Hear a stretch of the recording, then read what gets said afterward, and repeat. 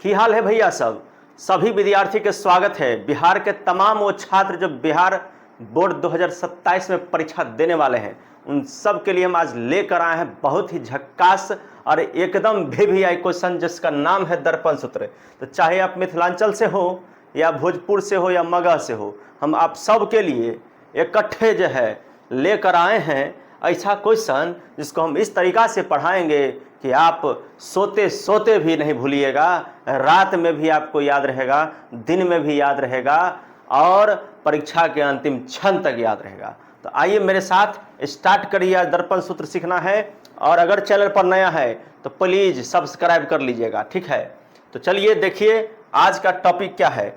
आज का हम लोग का टॉपिक है दर्पण सूत्र। अगर इससे पिछला वीडियो आप नहीं देखे होंगे तो F बराबर R/2 वाला जो फॉर्मूला था वो हम सिद्ध करके दिखा दिए थे, पिछला वीडियो जाके आप देख सकते हैं।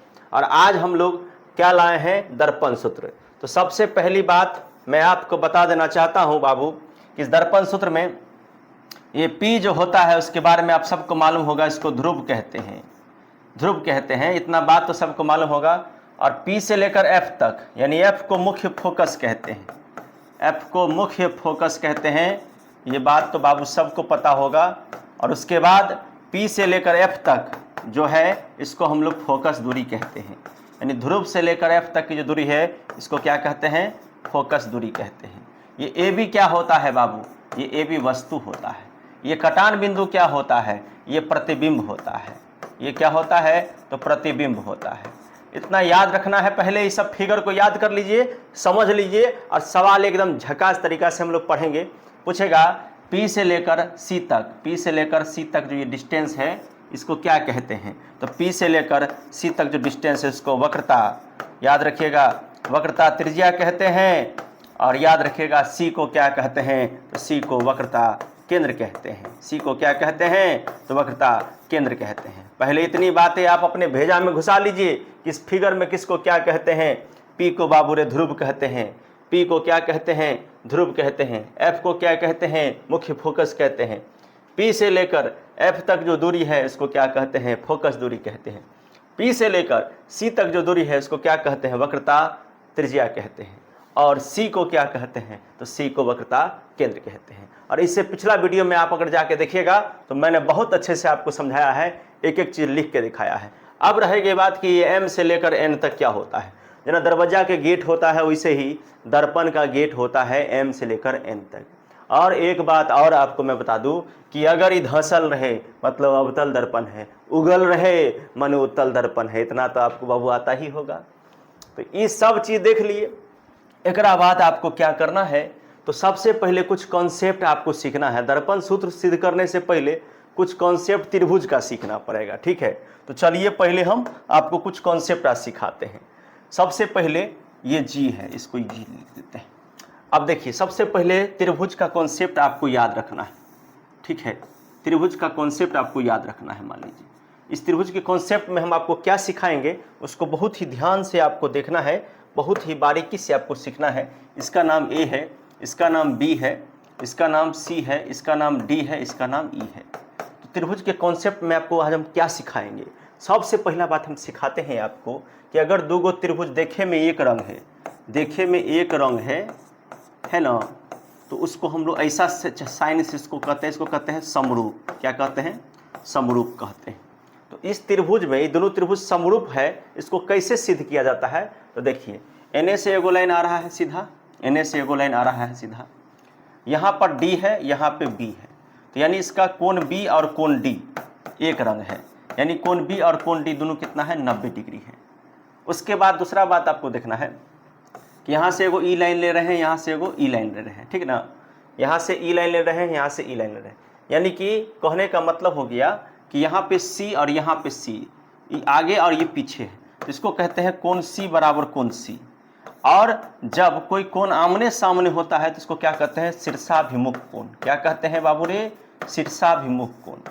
तो जब किसी त्रिभुज का दो गो कोण, दो त्रिभुज का, एगो त्रिभुज का नहीं, दो त्रिभुज का दो गो कोण एक रंग होता है तो त्रिभुज क्या होता है, समरूप होता है। क्या होता है बाबू रे, समरूप होता है। पहला बात तो तरह हम बुझा दिए आज कि त्रिभुज का नियम तुमको एकदम याद रखना चाहिए बाबू। त्रिभुज का नियम क्या कहता है कि त्रिभुज कब समरूप होता है, जब दो गो त्रिभुज का, मान लीजिए दो गो कोण, देखिए इसका बी कोण और इसका डी कोण एक रंग था कि नहीं था? जी सर जी था, एक रंग। उसके बाद हमने क्या कहा, इसका सी कोण इसका सी कोण एक रंग था कि नहीं था? जी सर एक रंग था। तो जब त्रिभुज समरूप होता है बाबू तो क्या कहते हैं उसको, उसका भुजा का अनुपात जो होता है, भुजा का अनुपात वो समान होता है। ये भी नियम आपको याद रखना है। अब सर जी नया बात क्या बता रहे हैं, तो हम तुमको पहले बताते हैं कि सबसे पहले हम इसको सिद्ध कर दिए कि त्रिभुज समरूप है, और कैसे सिद्ध किए देख लिया। उसके बाद हम तुमको बताते हैं दूसरा बात क्या कहते हैं कि अगर त्रिभुज समरूप होता है तो उसके भुजा का अनुपात समान होता है। तो कहोगे भुजा का अनुपात सर जी कैसे निकालते हैं, तो मैं बताता हूँ। इसका देखो एगो सोज लाइन है, इसका एगो सोज लाइन है, तो पहले ए बी लीजिए, इधर से लीजिए डी ई ले लिए, और देखिए इसके बाद देखिए बी से लेकर सी तक इसका एक रंग होगा, और सी से लेकर डी तक इसका एक रंग होगा, यानी बी से लेकर सी तक और सी से लेकर डी तक। तो इसका भुजाओं का अनुपात क्या होगा, एक समान होगा। क्या होगा, एक समान होगा। तो पहला बात अब कॉन्सेप्ट क्लियर हुआ कि त्रिभुज, इसमें जो सवाल बनाएंगे तो उससे पहले हमको दो गो नॉलेज होना चाहिए, त्रिभुज का नॉलेज होना चाहिए। तो त्रिभुज का नॉलेज आपको दे दिए कि कोई दो त्रिभुज कब समरूप होता है, जब उसका कोई दो कोण 90 डिग्री हो, यानी एक रंग हो। दो कोण डबल कोण, एगो कोण नहीं, दुगो कोण।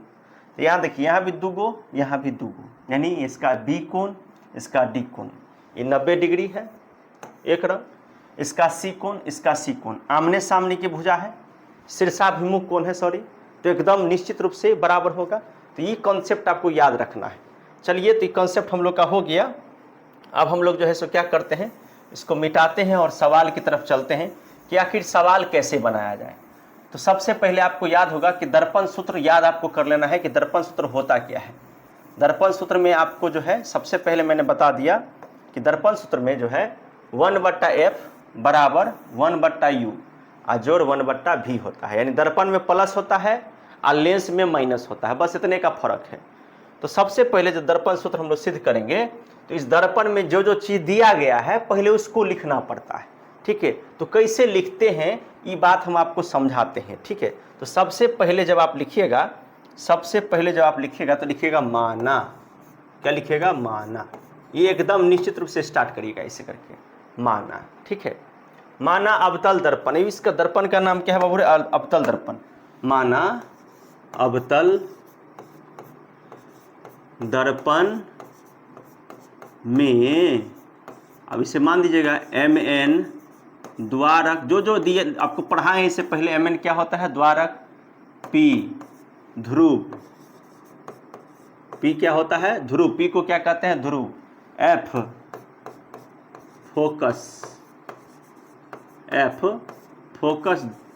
फोकस है। उसके बाद तथा c वक्रता केंद्र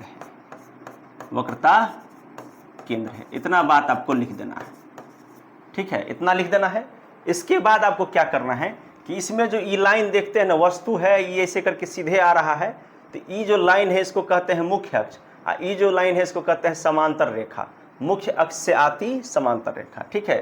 तो अब आपको लिख देना है, इसी में एक लाइन थोड़ा बढ़ा के लिख देना है, यहाँ मुख्य अक्ष से आती समांतर, मुख्य अक्ष से आ रही प्रकाश किरण, मुख्य अक्ष से आ रही प्रकाश, मुख्य अक्ष के समांतर, मुख्य अक्ष से समानांतर, ऐसे लिखना, मुख्य अक्ष से समांतर आ रही प्रकाश किरण। देखिए आ रही प्रकाश किरण, आपको इतना लिखना है। कैसे लिखना है हम आपको सिखा रहे हैं बाबू। पहले हमने आपको कॉन्सेप्ट बता दिया कि mn क्या होता है, द्वारक होता है, p क्या होता है, ध्रुव होता है, f क्या होता है, फोकस होता है, और c क्या होता है, वक्रता होता है, वक्रता केंद्र है। तो यहाँ क्या है, इसको क्या कहते हैं, मुख्य अक्ष। तो यहाँ देखिए एगो रेखा ऐसे आ रहा होगा, टकरा कैसे जा रहा होगा, तो यही बात लिखना है कि मुख्य अक्ष के समांतर आ रही प्रकाश किरण दर्पण से टकराने के बाद, दर्पण से परावर्तन के बाद तथा बाद तथा दूसरी प्रकाश किरण एगो के बारे में तो लिख दिए। एगो क्या लिखे बाबू, एगो के बारे में लिखे कि मुख्य अक्ष से समांतर आ रही प्रकाश किरण, देखिए यहाँ पर, हाँ, दर्पण से टकराकर, दर्पण से परावर्तन के बाद एगो देखा, देखिए यहाँ सी से होके आ रहा है, तो क्या लिखेंगे बाबू रे कि तथा दूसरी प्रकाश किरण कहाँ से गुजर रहा है, सी से, केंद्र से, सी को क्या कहते हैं, केंद्र से गुजरने पर बिंदु ई पर, बिंदु देखिए बिंदु ई पर, देखिए एनियो से आया, एनियो से आया, कहाँ मिल रहा है, बिंदु ई पर, बिंदु ई पर मिलती है। इतना बात आपको लिख देना है। कहिएगा सर जी बहुत बड़ा हो गया, कोई बात नहीं है, एक बार में रटा जाएगा बाबू, थोड़ा सा ध्यान दीजिएगा तो रटा जाएगा। इतना बात आपको पहले लिख देना है, इतना बात आपको लिख देना है, एकदम आसान है बाबू। अवतल दर्पण में एम एन द्वारक है, पी ध्रुव है, एफ फोकस है, सी वक्ता केंद्र है, यहाँ मुख्य अक्ष से समांतर आ रही प्रकाश किरण दर्पण से परावर्तन के बाद तथा दूसरी प्रकाश किरण केंद्र से गुजरने पर बिंदु ई पर मिलती है, यहाँ पे मिल रही है। इतना बात आपको खाली लिख देना है, ठीक है।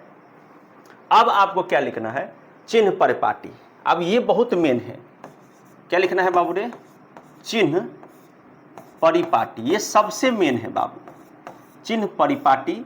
इसको समझ जाना बहुत इजी है और बहुत आसान है, और इसको जो समझ गया समझिए, उसके लिए कोई दिक्कत और कोई टेंशन वाला बात अब नहीं रह जाएगा। तो देखिए चिन्ह परिपाटी में सबसे पहले क्या क्या होता है, अब होता है वस्तु की दूरी, वस्तु की दूरी पहला बात, वस्तु की दूरी पहला बात होगी आपको, ठीक है, वस्तु की दूरी पहला बात। ये जो देखते हैं ए बी, ये क्या है, वस्तु है, आपको याद रखना है। और ये जो देखते हैं ये क्या है, प्रतिबिंब है, प्रतिबिंब यहीं पर बन रहा है, ठीक है ना। तो सबसे पहले याद रखिएगा कि ए बी क्या है, वस्तु है। तो देखिए वस्तु की दूरी हो गया, उसके बाद आपको लिखना है प्रतिबिंब की दूरी। क्या लिखना है, प्रतिबिंब की दूरी।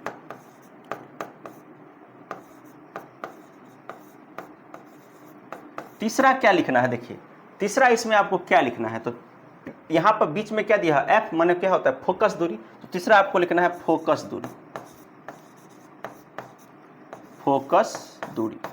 चौथा आपको क्या लिखना है, देखिए सी माने होता है वक्रता केंद्र, जो इससे पहले पढ़ा है। चौथा लिखना है आपको वक्रता केंद्र।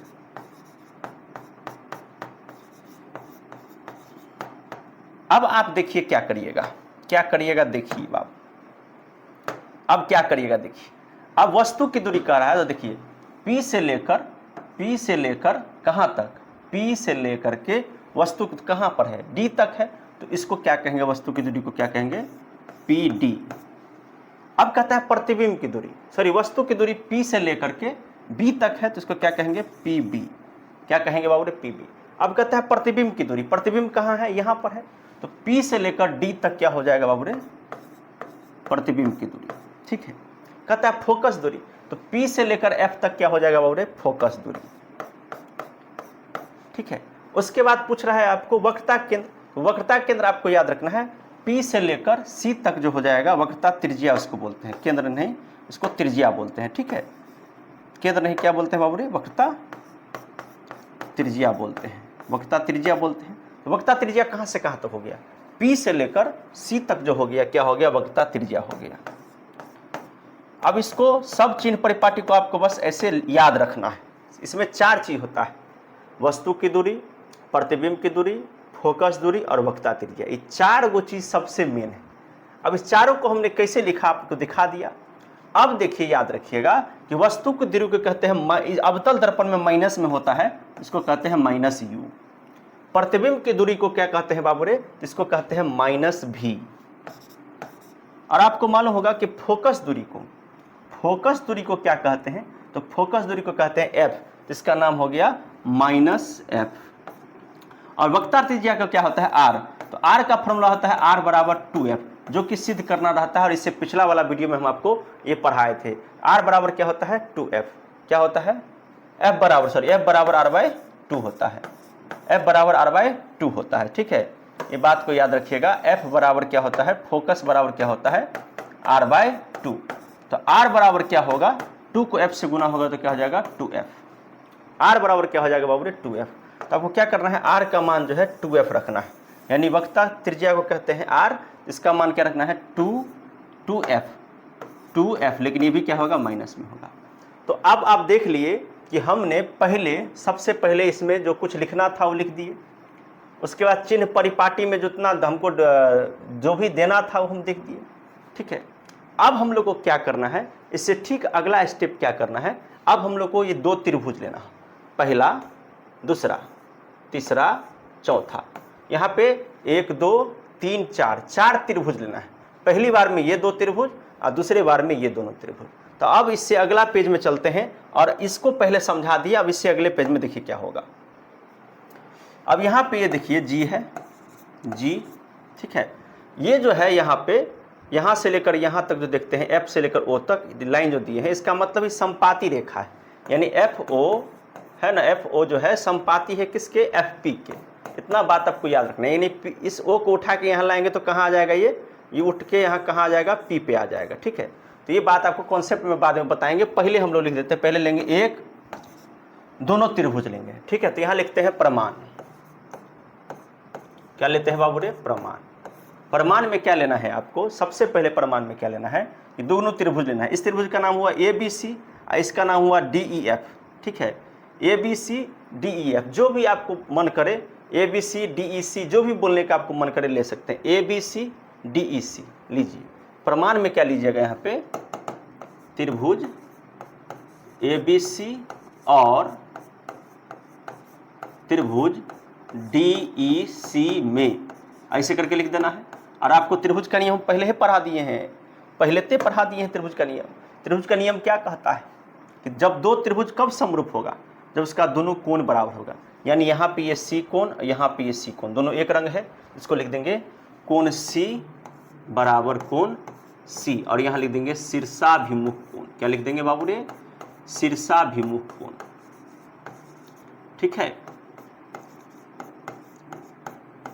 आई बात समझ में, जी सर जी। उसके बाद नेक्स्ट आपको क्या करना है, अब इसमें देखिए ये जो बी कोण है, ये लंब पड़ रहा है यहाँ पे लंब पड़ रहा है, तो जहाँ पे लंब पड़ता है वहाँ पे बनता है समकोण त्रिभुज। कौन सा त्रिभुज बनता है, समकोण त्रिभुज। तो बी और डी कोण क्या हो गया, 90 डिग्री। कोण बी और डी क्या हो गया, 90 डिग्री।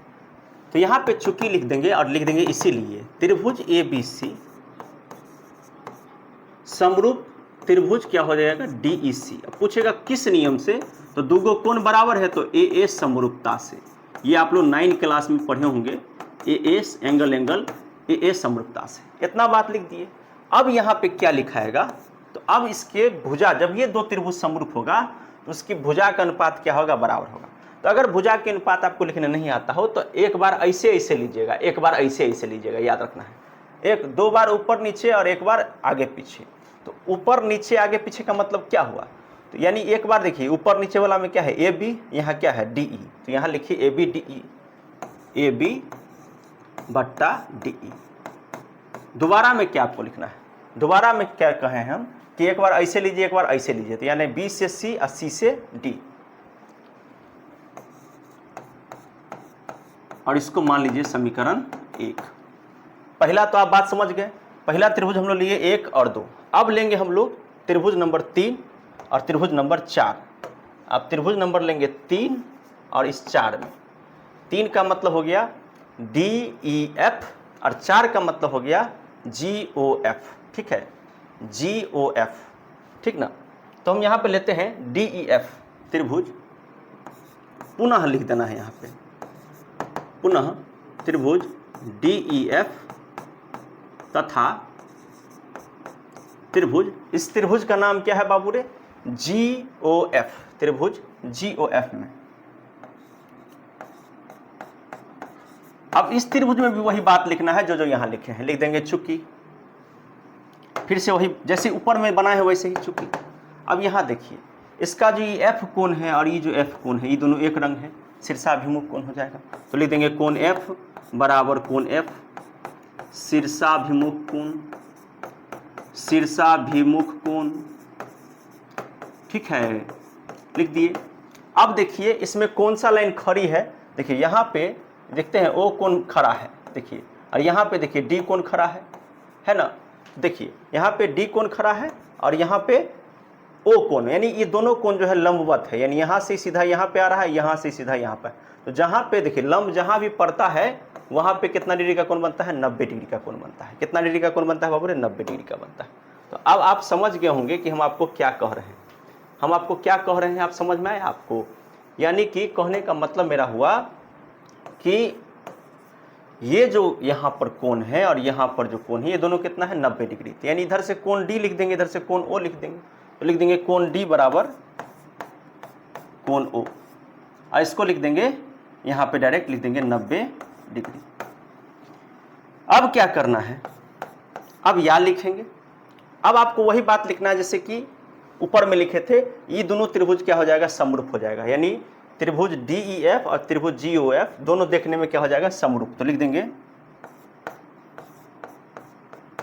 त्रिभुज DEF त्रिभुज GOF, ऐसे ही लिख दीजिएगा AA समरूपता से, लिख दिए। अब इसके बाद आपको क्या करना है, अब इसके बाद आपको क्या करना है, जब लिख दिया आप त्रिभुज DEF त्रिभुज GOF AA समरूपता से, फिर से आपको वही वाला ट्रिक अपनाना है। एक बार ऐसे एक बार ऐसे, यानी दो बार ऐसे दो बार ऐसे, यानी एक बार ऊपर नीचे। तो ऊपर नीचे में कौन कौन है, इधर DE है, इधर कौन है, GO है। ऊपर नीचे ऊपर नीचे, तो पहले ऊपर वाला को लीजिए GO DE,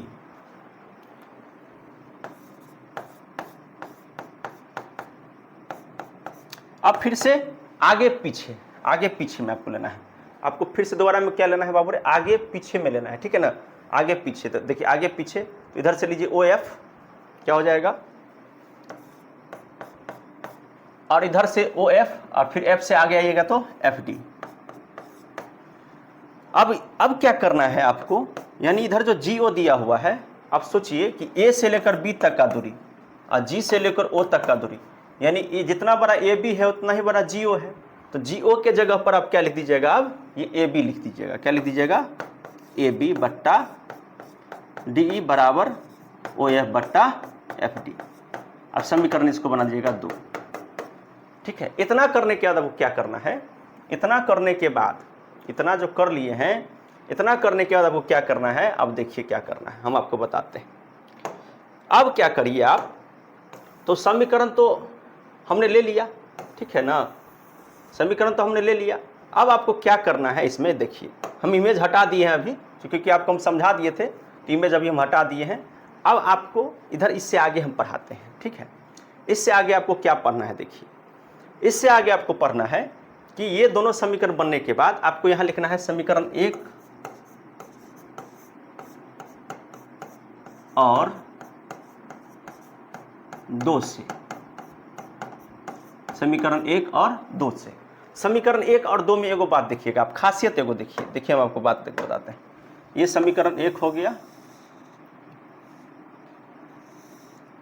ठीक है, ये समीकरण 1 हो गया, और मैं आपको दिखाता हूं, ये समीकरण 2 हो गया, ठीक है। अब इस दोनों समीकरण में एक चीज देखिए, दोनों में ABD है, ABDE है, तो ABDE से ABDE कट जाएगा, तो क्या बचेगा इधर, बोलिए BC बट्टा CD बराबर, देखिए BC बट्टा CD बराबर OF बट्टा FD, ये बच जाएगा, ठीक है, इतना ये बच जाएगा। अब क्या करना है आपको, अब आपको क्या करना है, अब यहां लिखना है आपको, समीकरण 1 और 2 से तो हो गया, अब आपको क्या लिखना है, या लिखना है।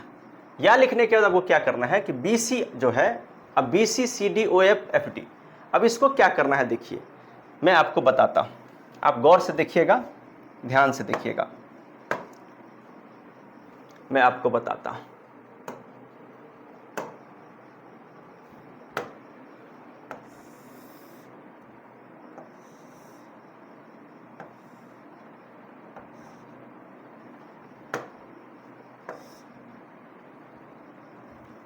अब यहां देखिए गौर से, आप देख रहे हैं जी, दिख रहा है आपको।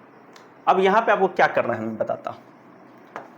देखिए इस फिगर में आप देख रहे होंगे कि B से लेकर C तक बी से लेकर सी तक आपका मान पूछ रहा है। तो बी से लेकर सी तक आपको निकालने के लिए पहले कहाँ से आना पड़ेगा, पी से लेकर बी तक आना पड़ेगा। यानी पी से लेकर बी तक आइएगा, पी से लेकर बी तक आइएगा और उसमें से पी से लेकर सी तक घटा दीजिएगा। यानी पूरा जो लाइन है बाबू, पूरा जो लाइन आप देखते हैं, तो हमको बी सी तक जाना है, इतना निकालना है। तो क्या करेंगे, पूरे लाइन में से यानी पी से लेकर बी में से पी से लेकर सी को घटा देंगे। ठीक है, यानी पी बी में से पी सी को घटा देंगे। समझ में आई बात। पी बी में से क्या करेंगे, पी बी में से पी सी को घटा देंगे। उसके बाद क्या करता है, सी डी। देखिए सी डी निकालने के लिए क्या करना पड़ेगा आपको, पहले पी से लेकर सी तक जाइए। पी से लेकर सी तक गए, जी सर जी। अब उसके बाद क्या करना है आपको, पी से लेकर डी तक घटा देना है। क्या करना है, पी से लेकर डी तक घटा देना है। अब उसके बाद आपको कहाँ जाना है, ओ एफ। तो ओ एफ तक जाने के लिए पी से लेकर एफ तक जाएंगे तो ओ एफ हो जाएगा। ओ एफ का मतलब क्या हो गया, पी एफ, यानी पी से लेकर एफ तक गए। उसके बाद क्या है, एफ डी। एफ डी देखिए, एफ डी तक जाने के लिए आपको पहले क्या करना पड़ेगा, पी से लेकर डी तक जाइए और उसके बाद उसमें से पी से लेकर एफ को जो है घटा दीजिए। इतना आपको सीखना पड़ेगा। जो इस इमेज से हम आपको सिखा दिए हैं बहुत ही आसान है, इतना आपको सीख लेना है। अब उसके बाद वो क्या करना है, इसके ठीक बाद अब क्या लिखना है, चिन्ह परिपाटी से, चिन्ह परिपाटी से ये लिखना है। अब देखिए अब क्या करेंगे, जो हमने फर्स्ट इमेज में बनाया था यहाँ पे कि पी को क्या माने थे, माइनस यू, पी डी को क्या माने थे, जो माने थे उसके अकॉर्डिंग जो है देखिए यहाँ पे पी को क्या माने थे, माइनस यू, पी डी को क्या माने थे, माइनस भी, पी एफ को क्या माने थे, माइनस एफ, और पी सी को क्या माने थे, माइनस टू एफ।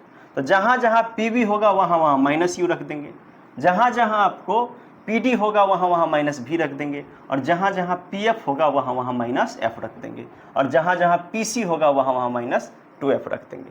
तो अब देखिए इस हिसाब से ये जो हम लोग का इमेज हो गया, ये अब इसके अकॉर्डिंग जो है वहाँ पे मान भरेंगे चिन्ह परिपाटी में। ठीक है, चिन्ह परिपाटी में हम लोग मान भरेंगे और आपको दिखाएंगे कि हम इसको कैसे भरते हैं। तो सबसे पहले आपको याद रखना है, पहले वाली इमेज से आप जो कॉपी में बनाइएगा तो आपके कॉपी में तो रहेगा ही, यहाँ भी हम आपको बता देते हैं कि सबसे पहले ये जो हो गया ये वस्तु, और यहाँ जो ये बीच में है ये क्या है, प्रतिबिंब। तो हमको देख लीजिए यहाँ पे क्या पूछ रहा है, P से लेकर B पूछ रहा है, यानी वस्तु के बारे में पूछ रहा है। जब ये वस्तु के बारे में पूछेगा तो आपको याद रखना है माइनस यू। वस्तु को क्या कहते हैं, वस्तु को कहते हैं माइनस यू। ठीक है, उसके बाद हमको पूछ रहा है पी सी, यानी P से लेकर C तक, P से लेकर C तक पूछ रहा है। P से लेकर C तक मतलब क्या हुआ कि पी सी का मतलब हुआ कि यहाँ पे हमको पूछ रहा है वक्रता केंद्र। क्या पूछ रहा है बाबूरे, वक्रता त्रिज्या। P से लेकर C तक क्या होता है, वक्रता त्रिज्या। तो हमने आपको बताया है अभी कि आर एफ बराबर होता है r/2। एफ बराबर क्या होता है, r/2। तो r बराबर क्या होता है, 2f। यानी कि अगर हमसे P से लेकर C तक पूछ रहा है, इसका मतलब हमसे क्या पूछ रहा है, r पूछ रहा है। तो r के जगह कितना लिख देंगे, 2f। ठीक है, r की जगह कितना लिख देंगे बाबूरे, 2f। तो यानी कि यहाँ पर अब हम लोग PC की जगह क्या लिख देंगे, PC की जगह क्या लिख देंगे, माइनस, पहले से ही है PCG की जगह देखिए माइनस 2f। और ये आपको पहले वाला में हम इमेज में जैसे जैसे आपको अगर ज़्यादा दिक्कत हो तो पहले वाला इमेज को आराम से निकाल करके इसमें जैसे जैसे दिया हुआ है ना, PF के जगह देखिए PC के जगह माइनस 2f, PF के जगह माइनस है, PD की जगह माइनस भी, PV की जगह माइनस यू, इसी में से देख के आप भर सकते हैं। आपको इतना मेहनत करना भी नहीं पड़ेगा। ठीक है, अब उसके बाद क्या करता है, PC माइनस PD। क्या कहता है, PC यानी P से लेकर C तक। तो P से लेकर C तक को क्या कहते हैं, वक्रता त्रिज्या। वक्रता त्रिज्या को क्या मान रहे थे अपना सब, माइनस 2f। तो यहाँ हम लिख देंगे माइनस 2f माइनस, अब देखिए PD, P से लेकर D मतलब हो गया प्रतिबिंब। प्रतिबिंब को क्या कहते हैं, माइनस भी, बराबर P से लेकर F तक। देखिए P से लेकर जो F तक होता है, इस P से लेकर F तक इसको कहते हैं फोकस दूरी। अब फोकस दूरी को क्या मानते हैं अपना सब, तो माइनस F। क्या मानते हैं बाबूरे, माइनस F मानते हैं। अब उसके बाद इसके बाद ठीक नेक्स्ट देखिए क्या है, अब है PD minus PF, PD minus PF। तो पीडी को क्या मानते हैं? देखिए पी से लेकर डी तक को प्रतिबिंब मानते हैं। आप प्रतिबिंब को क्या मानते हैं? हम अभी बताए हैं आपको, माइनस भी मानते हैं। और आपको ज़्यादा दिक्कत नहीं होगा, फर्स्ट इमेज में से आप आराम से भर सकते हैं देखते करके, ठीक ना। और माइनस, उसके बाद कहता है पी एफ, तो पी से लेकर एफ तक को फोकस दूरी कहते हैं, तो इसको क्या कहते हैं? Minus F. इतना कर देने के बाद वो क्या करना है? Direct minus you minus minus plus 2f बट्टा minus 2f minus minus plus भी बराबर माइनस एफ बट्टा माइनस भी माइनस माइनस प्लस एफ। इतना कर दिए। इतना करने के बाद वो क्या करना है? कोना कोनी गुना करना है। क्या करना है बाबू रे? कोना कोनी गुना करना है। तो कोना कोनी गुना कैसे होता है? देखिए सबसे पहले हम आपको सिखा देते हैं। माइनस यू प्लस 2f को गुना होगा किससे? माइनस भी प्लस एफ से। कोना कोनी गुना सीख लीजिए आज। और इधर देखिए माइनस एफ को गुना होगा किससे? माइनस 2f प्लस भी से। इसी को कहते हैं कोना कोनी गुना। अब कैसे किया जाएगा गुना? देखिए u को v से करना है। u को v से गुना करेंगे तो माइनस में u है, v भी माइनस में है, तो माइनस प्लस हो जाएगा प्लस, माइनस माइनस हो जाएगा प्लस, तो u भी। फिर u को f से करना है, तो u को f से करेंगे तो uf। पहले u को दोनों से किए, अब 2f को v से करना है, तो प्लस माइनस माइनस 2vf। और देखिए 2f को f से करेंगे तो प्लस 2f स्क्वायर। ये हो गया गुना, हो गया ना जी सर। एक पार्ट में इधर गुना हो गया। आप समझ में आया कि नहीं आपको? आप समझ में आया आपको बाबू? जी सर जी समझ में आया कि नहीं आया? कैसे गुना हुआ बता ही नहीं रहे कोई जी। कमेंट करिए ना जी सर जी समझ में आया। ये देखिए एक तरफ जो है, ठीक है, ये एक तरफ गुना की, इधर देखिए। अब इसके बाद क्या करना है? इसके बाद यहाँ पे बीच में देंगे बराबर। अब क्या करेंगे? तो फिर से देखिए क्या करते हैं हम। अब फिर से इसको गुना करते हैं। देखिए कैसे गुना करते हैं। देखिए अब इसको गुना करेंगे, ठीक है।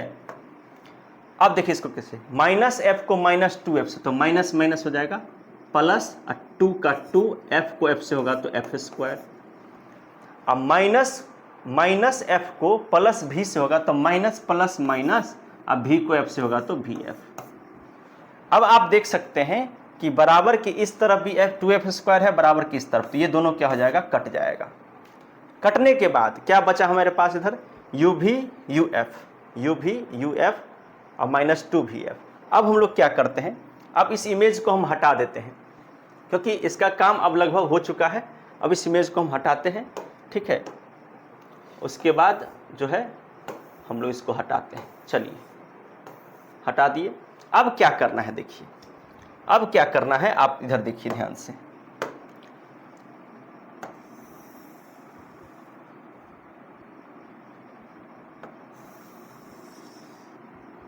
अब क्या करेंगे? देखिए अब जो है इधर है u भी, इधर है माइनस uf, इधर बच गया माइनस 2vf, और इधर क्या बच गया बाबू रे? इधर क्या बच गया? तो इधर बच गया आपको सिर्फ माइनस vf। अब क्या करेंगे? इस सब को उठा के ले जाएंगे उस तरफ, ठीक है। अब देखिए u भी है तो u भी, ठीक है, बराबर है तो बराबर, और uf को उधर ले जाएंगे तो क्या हो जाएगा? प्लस में uf। और देखिए माइनस में 2vf है तो उधर ले जाएंगे तो क्या हो जाएगा? प्लस में 2vf। अब माइनस vf तो माइनस vf लिख दिए। अब क्या करना है? देखिए अब क्या करना है? देखिए अब यहाँ पे देखिए u भी बराबर uf, और 2vf में से एगो vf जाएगा तो कितना vf बचेगा? एगो vf बच जाएगा। यानी 2 गो vf में से एगो vf जाएगा, यानी 2 गो भाई में से एगो भाई मरेगा तो कितना भाई हो जाएगा? एगो। तो यहीं पर देखिए 2vf में से एगो vf घटाए तो एगो vf। अब देखिए ये लास्ट पोजीशन में आ चुका है। बहुत अच्छा क्वेश्चन। देखिए इतना अच्छा से आपको बारीकी से कौन बताएगा? है दिक्कत ये है कि आप बच्चा है, 2 बार 4 बार 5 बार देखिएगा ना, 5 से 6 बार देख लीजिए लगातार, मन मार के 2 घंटा 6 नंबर लूट लीजिए बाबू।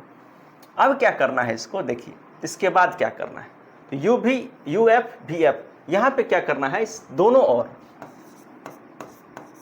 ओर यू भी एफ से भाग देने पर, यानी इधरों जो है यू भी से यू भी एफ से भाग दे दीजिए, इधर भी जो है यू भी एफ से भाग दे दीजिए, इधर जो है इधर भी एफ, इसमें भी आप यू भी एफ से भाग दे दीजिए। अब क्या होगा, यू भी से यू भी कट गया तो बच गया 1/f, यू से यू कट गया, एफ से एफ कट गया तो बच गया 1/v, और भी से भी कट गया, एफ से एफ कट गया तो बच गया 1/u। सिद्ध हो गया, सिद्ध हुआ। इस तरीका से ये समझिए आपको 6 नंबर का क्वेश्चन है और सबसे महत्वपूर्ण है। अगर आप सबको बहुत बढ़िया से समझ में आया होगा तो आप चैनल को सब्सक्राइब कर लीजिएगा, नहीं समझ में आया होगा तो 2-3-4 बार बढ़िया से देख के तब अंत में सब्सक्राइब कर दीजिएगा। फिर मिलते हैं आप सबके साथ नेक्स्ट वीडियो में नया टॉपिक लेकर के, तब तक के लिए सभी को जय हिंद।